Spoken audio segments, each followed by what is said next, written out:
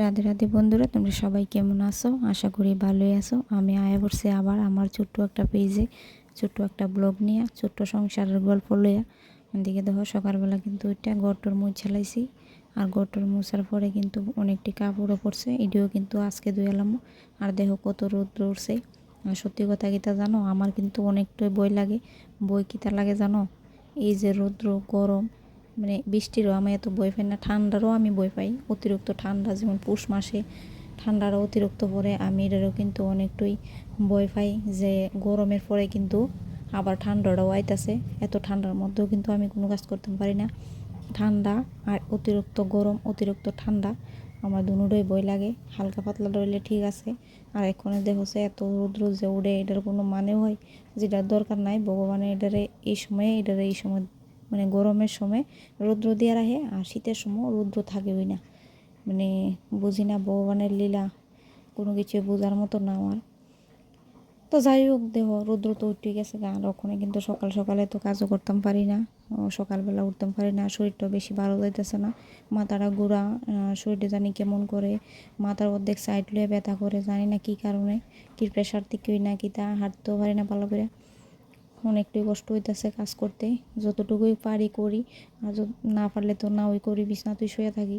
তারপরে কিন্তু ঘরের যে ছোটো মোটো কাজ, এটি কিন্তু আমরারই করণ লাগে। দেখো স্নান টান করে আয় পড়ছি, পূজাটা দিতাম। এই যে পূজার কাজটা, এটা হচ্ছে আমার সবচেয়ে বড়। আমার এই কাজটা যদি শেষ হয়ে থাকে, তাহলে কিন্তু আমি সারাদিনের লেগে অনেকটাই হালকা হয়ে যায়। যে যাক, স্নান পূজা কাপড় ধোয়া বাসন মাজা তো শেষ হইলো, ওখানে আর এক্সট্রা কোনো কাজের লেগে এত চিন্তা থাকে না। যেমন রান্না বাড়ার লেগে কিন্তু আমার এতটাও চিন্তা থাকে না, যতটুকু চিন্তা আমার এই সকালের কাজের লেগে থাকে। সকালে কিন্তু আমার অনেক কাজ, এত বড় একটা উড়ান, মানে কিতা কোনো গ্রামের বাড়ির যা কাজ, অনেকটাই এক্সট্রা কাজ থাকে, মানে কয়া লাভ নেই। এত বড় উড়ান একটা ঝাড়ু দিতে গেলে কমসে কম আধা ঘন্টার উপরে লেগে জায়গা। তারপরে উড়ান ঝাড়ু দো, গোটর ঝাড়ু দো, মুছো, এরপরে আছে এক্সট্রা নিচের কাজ, কাপড় টাপড় বাই করো, ধুয়ে স্নান করো। পূজা দিতেও কিন্তু অনেকটাই সময় লাগে, আর আশা করি পূজা দিতে সবারই সময় লাগে, আধা ঘন্টা 1 ঘন্টা, মানে এটা মিনিমাম লাগবে জায়গা সবাই। তো আমারও সেম ওই এইরকমই সময় লাগে।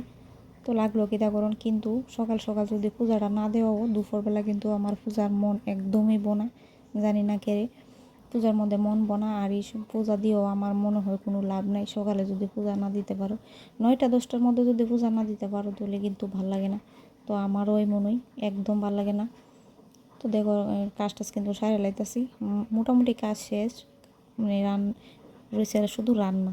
তো রান্নাটা করুম, আর এখন কিন্তু পূজার ঘরে ঢুকিয়ে গেছে কাজ, যেহেতু পূজার কাজও শেষ হয়ে যাবো। দিকে তুলসী মহারানীর জল দিয়ে লাইতেছি। তো সকাল সকাল দিয়ে লাইতেছি, কারণ রৌদ্রটা উঠলে আমি আর ঠাকুর ঘরে বইতে পারি না। ঠাকুর ঘরটা কিন্তু হয়েছে টিনের বারান্দার মধ্যে, আর এত গরম লাগে ওইখানে। আর ফুলটি দেখো এত সুন্দর ফুল, মানে কিতা কমো, হলুদ রঙের ফুল। কার কার বাড়িতে আছে এরকম ফুল, অনেকটাই সুন্দর দেখতে, খুব জিলা দিয়া থাকে। অন্য ফুলের সাথে যখন এই ফুলটা দিই, তখন কিন্তু অনেকটাই ভালো লাগে। আর দেহ রৌদ্র কি পরিমাণ উঠছে, মানে কইয়া লাভ নেই। তো দেখো ওদিকে কিন্তু এখন যাইতেছি আমি ফুল তুলতাম, আর ফুলটি দেখলে তো তোমরা অবশ্যই পাগল হয়ে যাবে গা, যে এত সুন্দর সুন্দর ফুল, মানে জবা যে ফুটে থাকে, ইচ্ছা করে ঘুমের থেকে উঠতেই আগে পূজাটা দিয়ে লাগে। কিন্তু সব কাজ না সেরে, আশিপাশি কাজ না সেরে তো আর পূজা দেওয়া যায় না।